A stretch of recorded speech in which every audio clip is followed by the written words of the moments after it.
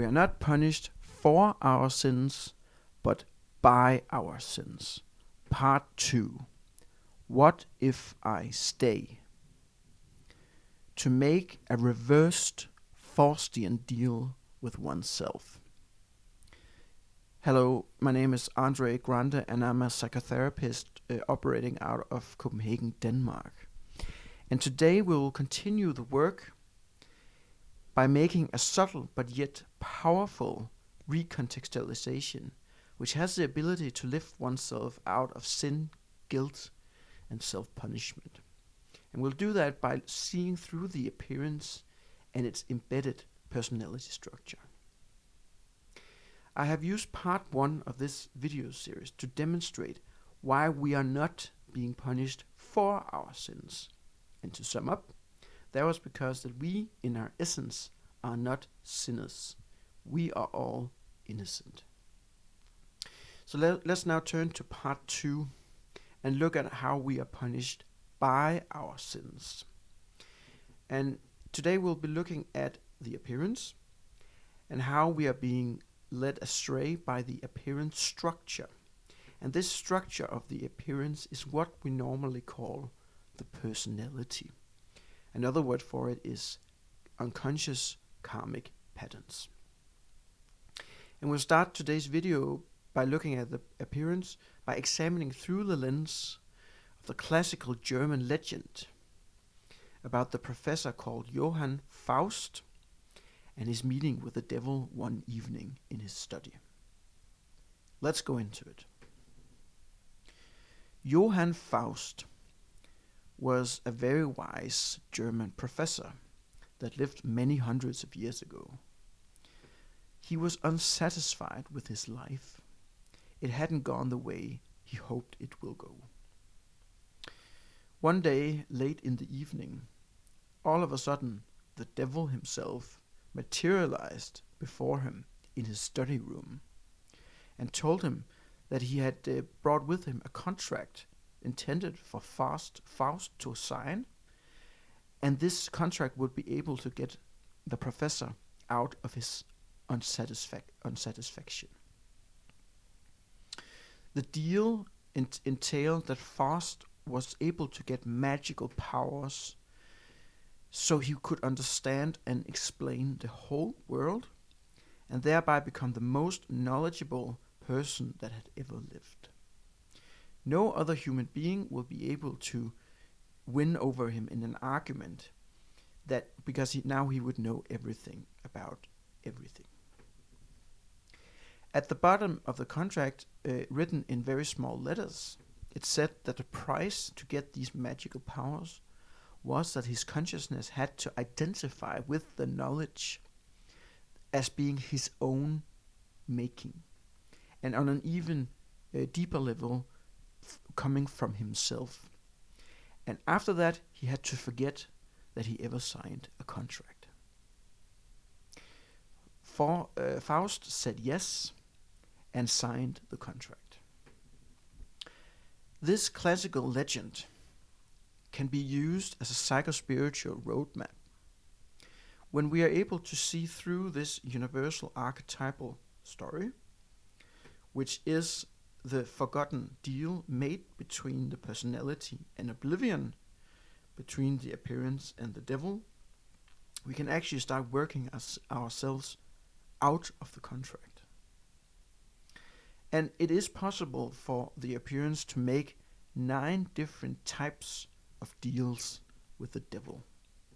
So let's take them one by one in this second section of this video. Deal 1. In Deal 1, the appearance gets magical powers to be able to understand and enforce all norms and rules in the world, to set the rules of life, so to speak.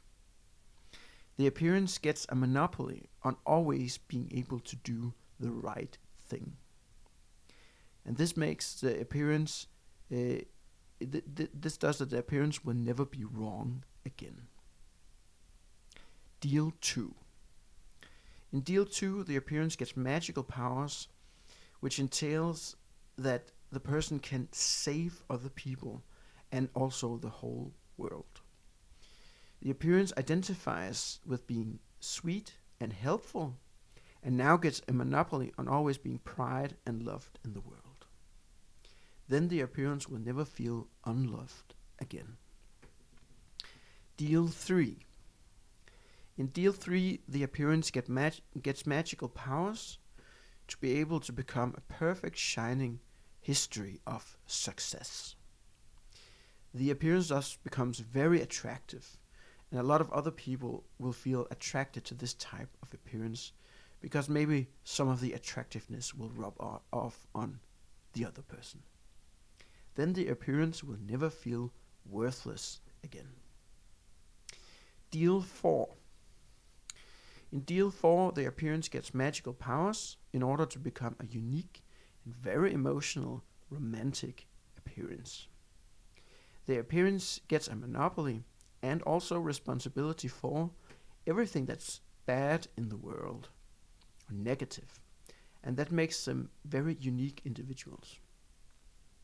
Then the appearance will never feel normal again. Deal 5. In Deal 5, the appearance, just as we saw with Johann Faust, gets magical powers to be able to understand and explain the whole world. The appearance get a monopoly on the intellect and knowledge. Then the appearance will never feel stupid again. Deal 6. In Deal 6, the appearance get magical powers to be able to protect itself against all dangers of the world. The appearance gets a monopoly of being able to think out all scenarios whereby the appearance could come into harm's way, and because they can think about them, they can also avoid them. Then the appearance will never feel insecure again. Deal 7. In Deal 7, the appearance gets magical powers to be able to entertain and enliven all situations. The appearance gets a monopoly on bringing positivity into the world and create joy. Then the appearance will never feel sad again. Deal 8. In Deal 8, the appearance gets magical powers to be able to decide and dominate everything and everyone. The appearance gets a monopoly on strength and becomes very tough and invulnerable. Then the appearance will never feel vulnerable and small again. Deal 9. In Deal 9, the appearance gets magical powers to be able to become invisible by bypassing oneself.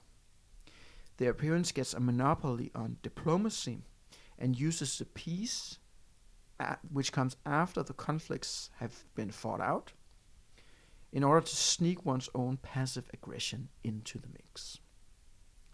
Then the appearance will never feel rejected again. By having this knowledge about the previous contract signs, it now becomes possible to make a reverse Faustian deal, whereby you remember that you made the deal a long time ago and start to work yourself out of it. Because as I said in the previous video, we are all children of the divine, and the universe is our playground. I myself am heaven and hell. Quote Omar Khayyan. It is ourselves that gets in the way of ourselves. We are thereby becoming punished by our sins, which we play out in the now and not by anything or anyone else. If we go through life on autopilot in our unconscious karmic patterns, our energy will darken. It's a bit like becoming sucked down of a vortex in the water out on the open sea. And the more we are being spun around in our patterns, the stronger this vortex becomes, and it becomes harder and harder to get free of it. It is ourselves that have the power and ability to get out of being punished by our sins. Because it is us that are punishing ourselves. It is us that make this deal in those 9 different types away with the devil. It is only ourselves that can get out of this contract. So to sum up, it is when we forget that we are not the appearance, that we are being spun around in circles in those 9 different personality structures or unconscious karmic patterns, that we are being punished by our sins. So the only thing we have to do is remember that we have an appearance, but we are not the appearance. We are the essence. Remember who you are. Remember. So what if I stay? What happens if I let deal 1 run away over to their rules and norms? What happens if I allow deal 2 to run away and save other people in the world? What happens if I allow deal 3 to run away to his or her next success? What happens if I allow deal 4 to disappear into their own emotional uniqueness? What happens if I allow deal 5 to be the smartest person in the room? What happens if I allow deal 6 to be paralyzed in its own anxious overthinking? What happens if I allow deal 7 to run away to his or her next adventure? What happens if I allow deal 8 to run his or her dominant one-man power struggle and show? What happens if I allow deal 9 to come too late with his or her sedated passive aggression? What happens if I allow the whole world to leave me, but I don't leave myself? What happens if I remember? Then what happens? Then all of a sudden it becomes morning. I get up and I see the morning light stream in through the window, and that it is enlightening the whole room. It's not everything in the room that has been enlightened, but the structure of the room is now made of light. I go out into the bathroom and start to brush my teeth. And I look in the mirror, and the first question of the day arises. Who is it? Who is it exactly that is standing here brushing his own teeth? I go out of my apartment and go for a walk, and I see how everything is glowing in the landscape. It's completely quiet. Large rocks light up as like they had an inner light in them, and they're sending essence light into the world. I decide to sit down on one of these rocks, and my body is making a spontaneous devotional position. A quiet ecstasy glows from the heart and is blessing everything on its way. The universe is silently rocking my body back and forth as I become quiet prayer. The love has become unconditional. The self with a capital S starts to slowly eclipse the self with a small s. The transpersonal witness has been born.